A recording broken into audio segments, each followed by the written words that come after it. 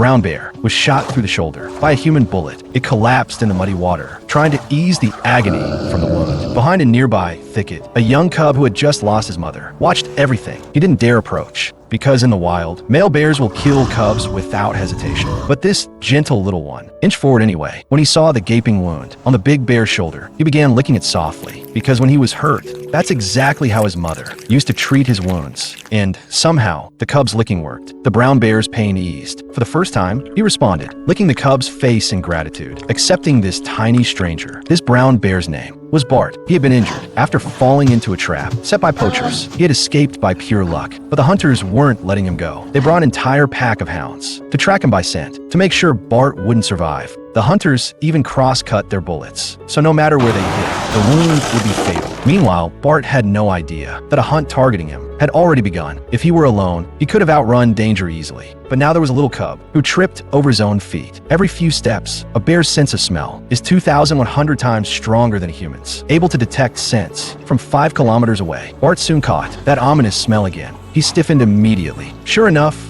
on the next mountain, the hounds had already found his trail. Danger was closing in fast. Bart rushed the cub toward the far side of the mountain, but a steep rock wall blocked their way, far too difficult for a 4-month-old cub. Their escape slowed dramatically, but Bart would never leave the cub behind. With Bart's encouragement, the cub finally scrambled up. They stood on a mountaintop, watching the distance, trying to read the hunter's movements. They soon realized the hunters had reached the foothills. Bart grabbed the cub and fled again, but then another cliff ahead. Even Bart struggled with it. For the cub, climbing it was impossible. The natural gap in their strength trapped the cub on the slope, unable to take another step. Meanwhile, the vicious hounds were closing in fast. Seeing them approach, the cub panicked, scrambling upward again and again. But the height was simply too much for him. He slipped, hanging halfway up the rocks, crying out for help. At that moment, Bart could have turned and run, but he didn't, not for a second. He rushed back, motioned for the cub to hide inside a nearby cave, then planted himself at the entrance, drawing all danger toward himself. The pack of hounds charged up the slope. Bart tried pushing rocks to slow them down, but there were too many. They surrounded him quickly. The next second, they leapt at him, completely enraging Bart. The scene was so fierce that the cub trembled inside the cave. By the time the hunters arrived, Bart and the cub were already gone.